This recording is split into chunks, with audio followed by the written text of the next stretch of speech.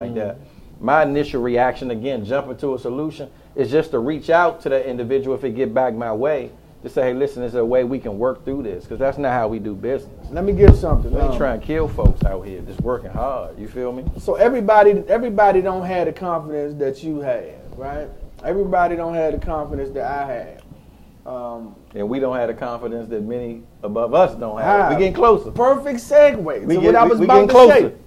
So I think it's great sometimes if you're trying to work on something, you know, life, family, hustle, we're talking about confidence killers right now. If it's something that you know you need to work on, it's almost like the basketball practice. You know, you got to practice at it. Even better, you got to get a coach. Even better, you got to get a trainer. You know, that's why you need that third person or fourth person sometimes to help you. So sometimes you need people around you who have the confidence that you don't have. You know, if you don't have that confidence, you might got to pull a Dirk or a BJ around you, not to get in your way or not to lead you in a straight, but just to show you how to handle certain situations. Yeah. So tell me the importance of that. I mean, look, even if we made that practical, right, in a relationship, you know, oftentimes in our infatuation phase of that relationship, we only see all the good. But imagine on that first date or that first encounter, you was very transparent and honest to say, hey, listen, in light of the nice car, in light of the nice clothes and a nice, you know, career, I don't cook that well. I struggle with punctuality. You know, I'm not the most organized person. I'm not the top-notch planner.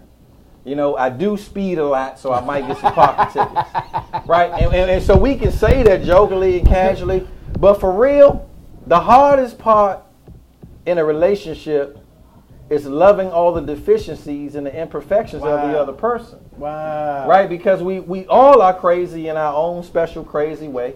We all are imperfect, and it's just amazing how we get so turned off by these imperfections as if we are more arrogant, right? And bigger and badder. How would you do something like that? You know, why would you wash the dishes and leave the water on? Why you always leave your hair in your sink? Without qualifying the fact that, look, I got my garbage too. My wife say, man, shout out to my wife. I know she listening. Shout out Meek Meek. What my wife says when people ask her, you know, we've been together 14 years, they're like, give me some advice. What can I do? My wife always tells people the same thing. If you can live with the worst of that person that you know about that person, you good to go. If you got any thought that the worst thing that they got, you can't live the next 20 years with, you need to say You need to question that, because I mean, I think a lot of people get in a relationship seeing these things that they don't like and turn them off, but believe when they get married, those things will change. And if that person is who they are, that's who they will be. And if they never change, you got to love that about that other person. You know, I've been married 18 years, champ. That's a long time. Yeah, it is. I got married when Congratulations. Yeah, congratulations. I got married when I was 25 years old. So there's a lot of progressions that have happened, good or bad, from 25 to being 43 years old. And a lot of things in my youthfulness aren't the same as they are now as an adult. And so we got to grow and engage. But the reality of it is, man, look, we all got issues. We just got to be able to work that and laugh about it and love about it. Look, my aunt and uncle, I don't know if they out there, my Uncle Jody and my Aunt Penny, man, I just really admire their relationship, because my Uncle Jody is crazy. I met Uncle Jody. Everybody got a crazy uncle. I met Uncle Jody. Yeah, you met Uncle Jody. Everybody got a crazy uncle in the family. But my aunt just loved his crazy so much. It's unbelievable. And so I think that's what everybody desires, where they can be in that relationship whereby, you know, they don't have those killers of confidence, because I just love that about you. And that's why I'm here, to compensate, to complement all those things so we can work to the good. Because if we was all like each other, we wouldn't need each other. Man, well, I wanna do something that we really haven't done the best the last 4 weeks. And that's take a break. So I want to take a quick break. The only reason I want to take this quick break, if I got everybody's attention is listening, is I want some callers to call in. You know, last week I had at least 2 people say, man, you said call in, but y'all didn't take the calls. So I don't know if we didn't get the right number. I don't know. You know, I don't know what that might have been. So today I want us to get ready for a break. But before we break, the phone number is 240-455-5934. That's 240-455-5934. This is BJ and DJ Live, Life, Family, and Hustle at E-Life Media Group. We be right back in a few minutes.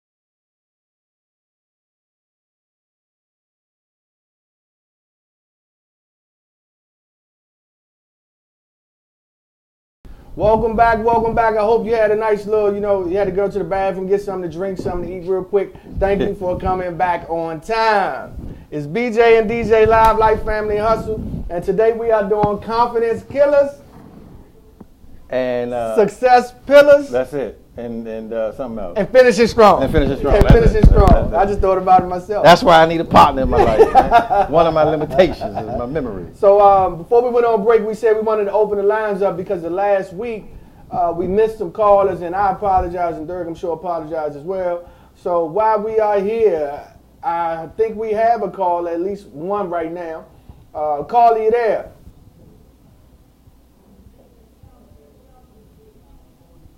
Maybe not. Caller.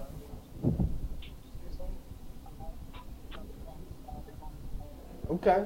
One more time. Are you out there? Not a big deal. So if the caller calls back in, I'm sure we can attach them to the show. But since we don't have them at the moment, we left off with confidence killers.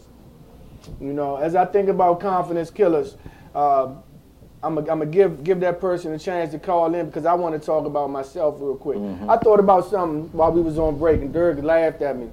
So about 4 years ago, I had a wonderful job. I was working for about 5 years ago. I was working for the president of Howard University. I was executive assistant to the president of Howard University. Loved the job, you know. It wasn't in my happy place, but it was a wonderful job. Great money, time was perfect. And I went to an interview. I had an interview at a job, and I aced the interview. They told me I got the job on the spot. I was super excited. Super psyched up. Yeah, I had a question. You might got to call in. Oh, okay. My question? Okay. All right, go ahead. Hold on. Your question? No, I was trying to ask a question. We got two people. This BJ DJ, right? We got two people on. Yeah. Okay. Well, first caller, name, where you calling from?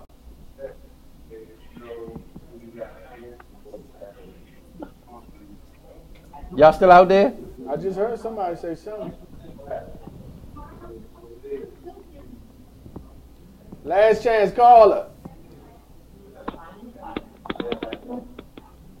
All right, we'll come back to you. So give us a scenario. You currently you was in a sweet spot, not necessarily fully sweet spot, but a job I love the job. You enjoyed. It was all good, and then you went on a job interview.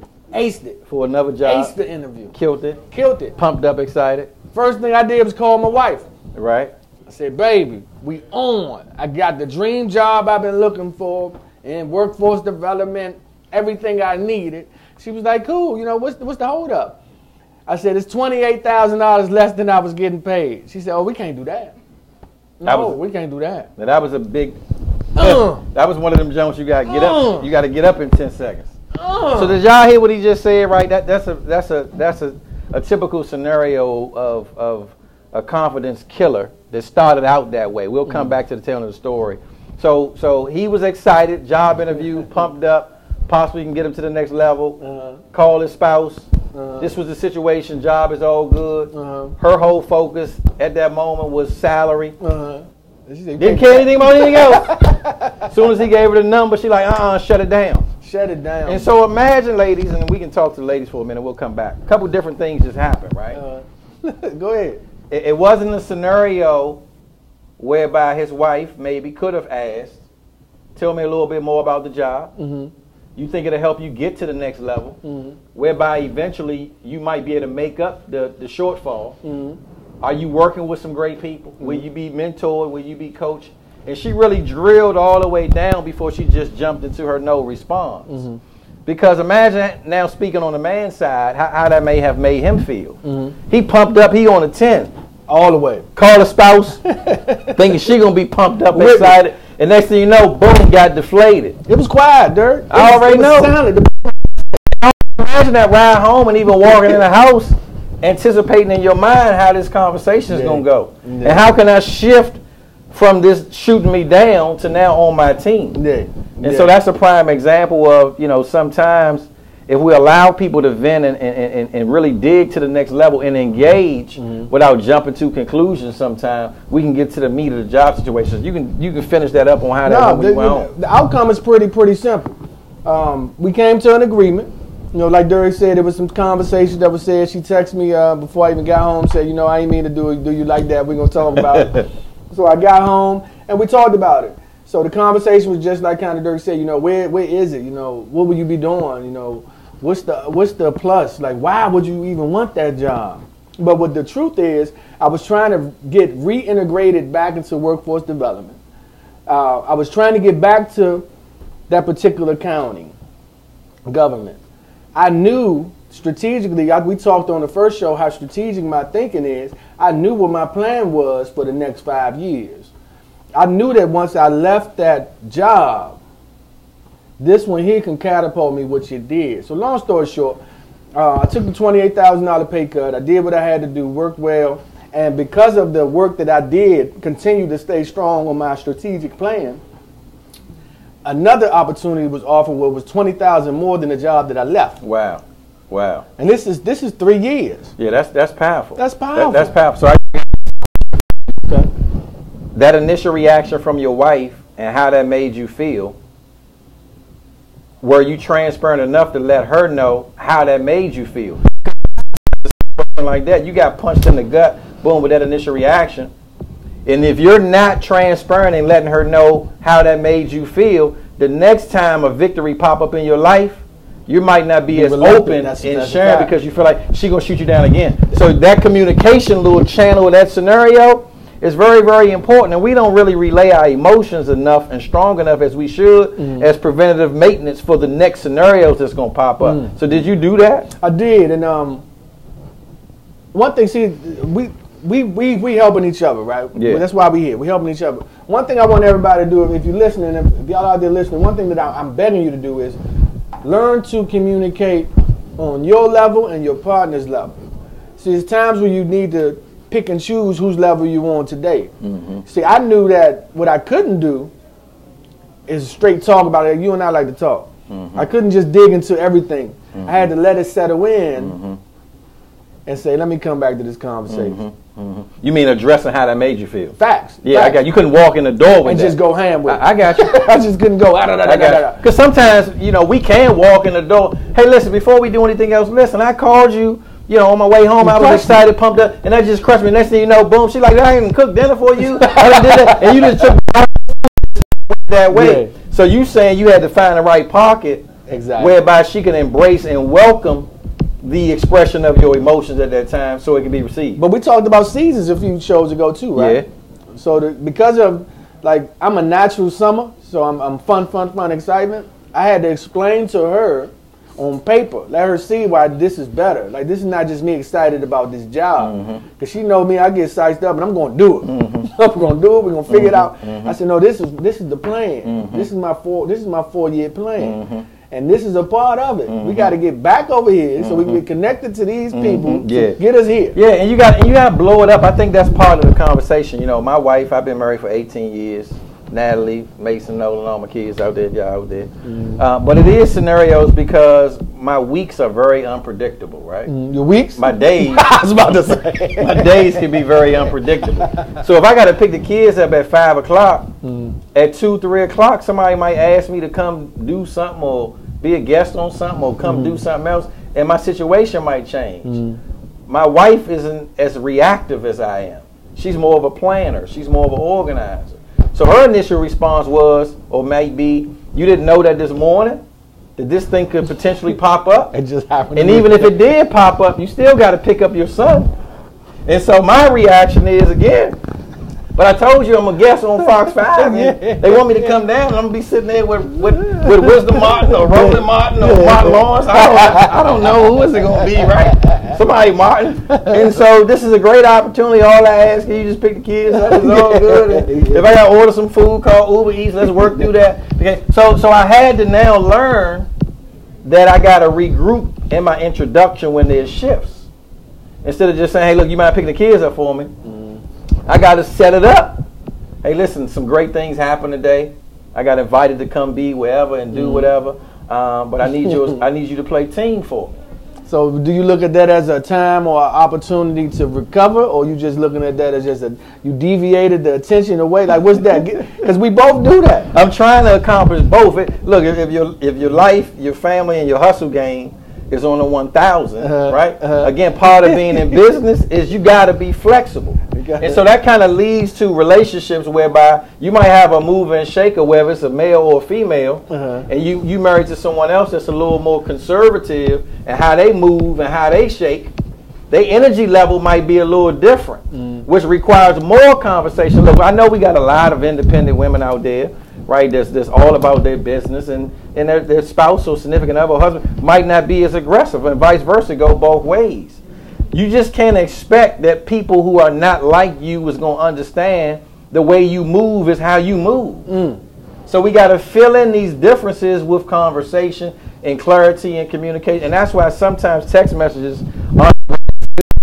get lost and broke down. Okay. You know, certain things you got to pick up the phone, man, and off the, hey, listen, I just wanted to, you know. I think we should get back to that. Yeah, that's important, we should get back to that. So while we here, let's say something here, Life Family Hustle. So we talked about the confidence killers, and we spent a lot of time on the confidence killers purposely because most of us encounter those the most. You know, it can be the smallest thing or the biggest thing, but that's what we normally encounter the most. Let's shift a little bit and talk about some success pillars. Some success pillars.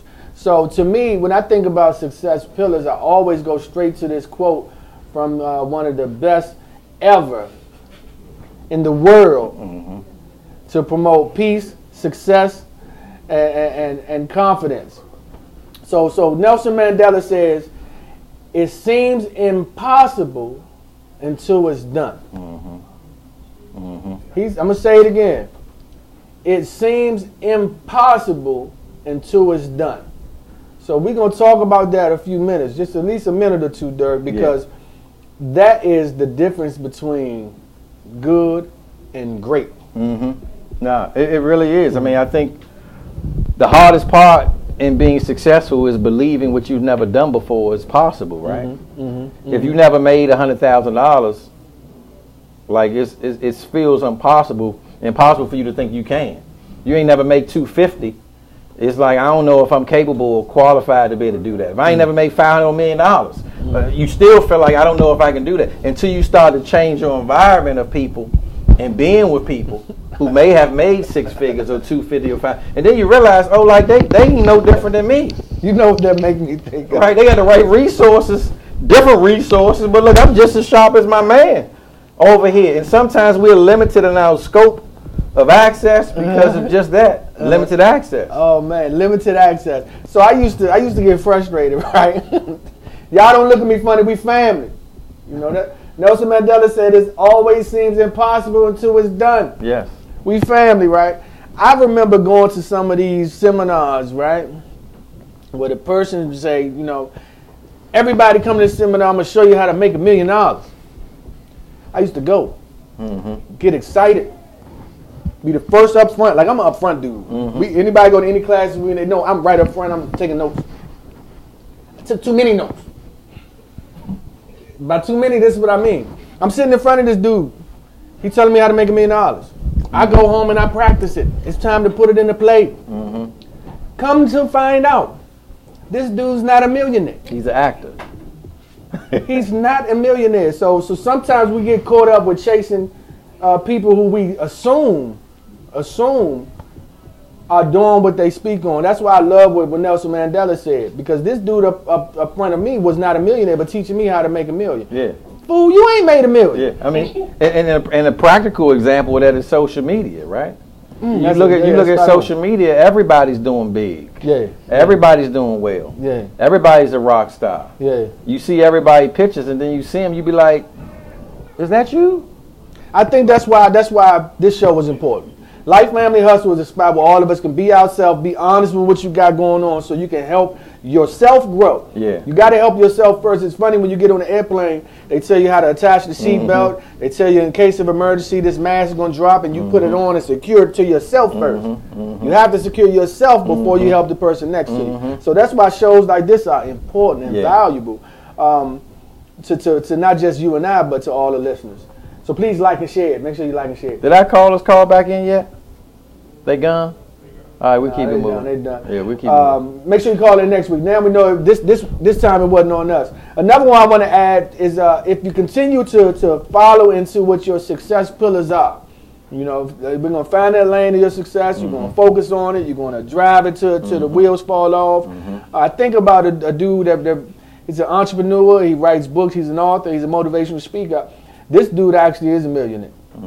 So I went to one of his workshops too, John C. Maxwell. And one thing he said was that you never retire if you're in your lane.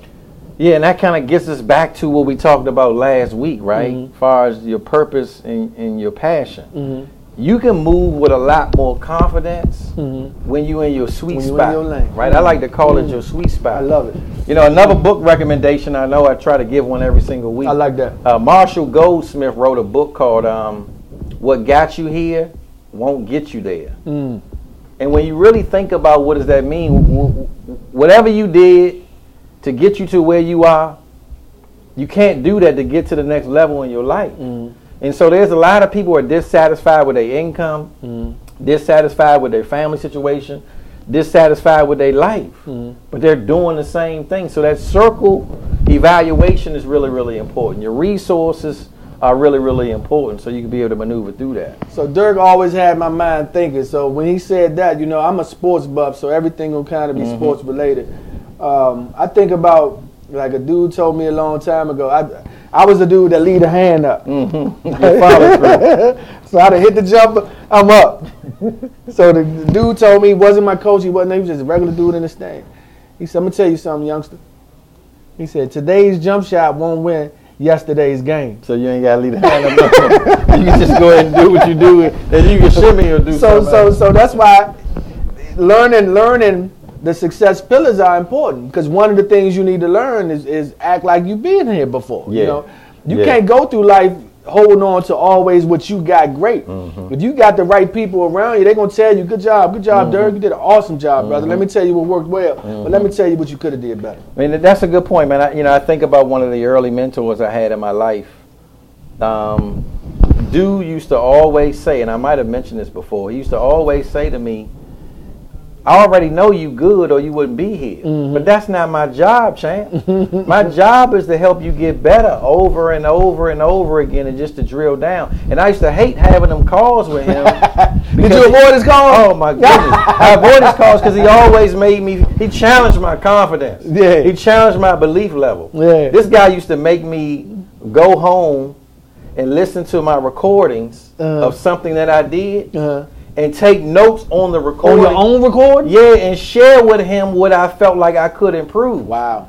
And I'm like, man, I just spoke for an hour. Now you want me to listen to another hour and take notes again? Wow. But he forced me to really just get better and pay attention to myself. And that's why, man, look, I'm very humble when it comes to recognizing I'm not the best at a lot of things. And so I'm always working to get better. That's why personal growth and self-development is so important, investing in yourself and doing things like that. And speaking of that, we got a phenomenal offline training coming up in the month of May. Be on the lookout for that. We'll have a communication mastery offline training session where we can really drill down to personality types, understanding how to effectively communicate. Effective. I was waiting on the word. Because you can communicate, but the other person is not being reached, then we're going to have some challenge. So we'll dig into that for a 6-8 hour day. So we're excited about that. Awesome. Yeah. So look, one last thing before we start to wrap it up, because we're getting close to the end time. So I want to talk about, so we talked about the two things that were important, but the one thing that I always forget about is the finishing strong. Yeah. You know, so if you think about the confidence killers we spoke on, the success pillars we spoke on, let's spend the last minute or two on finishing strong. Yeah. I want to add this to all my listeners out there. If you're listening, if you can think about one of the things that Dirk said, you know, when you think about finishing strong, it's not about what you can really do today. It's not about what got you here today. It's about what you're going to do to get you to the next level. So prepare yourself now as we get this transition with Life Family Hustle with BJ and DJ Live. We're going to help you transition, not to where you just came from. Yeah. Now, we might not even address where you just came from. Our job is going to try to get you to the next level. Absolutely. So that's what finishing strong is about. Always stepping to the next level. Yeah, man, because, you know, life happens where you get a new job, you lose a job. You get in a relationship, relationships break down. You attempt to have kids, Find out you can't have kids. And you go through all these adversities in life, but oftentimes we don't really learn the lessons intertwined in that. If you got laid off from a job, it wasn't always their fault. You got to take some inventory on how do we even get there. And this relationship that you thought was going to be the one didn't turn out to be the one. You can't necessarily always blame the other person. You got to reflect back on the lesson, because that's how you finish strong the next go round. We always got to anticipate the breakdowns and the setbacks, but the setbacks only set us up for comebacks if we learn. And that's why we got to go through in a good one thing I do on Friday nights, I really just try to take some time and just evaluate my week. I met new people. Who were those people? You know, I had to make certain decisions that I didn't have to make last week, and I try to reconcile my life, so therefore going into the new week, if I'm confronted or faced with some of them things, I don't run across them same ways of making those mistakes and bad decisions sometimes. And if you're listening out there, take that to what works for you. Yeah. Because I didn't know Dirk did that. I do the same thing daily. Gotcha. I do daily draft notes. So I need to step my game up a little bit. But really, I think about what happened today that I could have changed. Who did I talk to today that I could have just pushed them to somebody else? What could I have done more to help this person over here? I do those daily evaluations, but I do them because of my short term. Yeah. You know, I do real short. You know, they say do your 10-year, your 5-year. No, I do my 1 week. Now that's important. And you know, one thing I just kind of leave with you guys, kind of one of my prayers on Sunday is, you know, God, prepare me for all the people that you're going to send my way this week. Prepare me for all the decisions that I got to make. Prepare me for all my reactions and all the opportunities I have to communicate. Help me to get better and be better. So working through that, guys, we look forward to seeing you guys each and every Sunday with my man, BJ Page, and hopefully you guys got some great value and information that was shared with you guys today. We look forward to you sharing this information as you guys see the posts and things pop up. Share that so we can go out and really turn this into something special if you feel like the value of the information was worthwhile to you. So BJ Page. Pause, pray, and press on. That's it. See y'all next Sunday, 6 o'clock, eLife Media, BJ Life, Family, and Hustle. Salute. Signing off.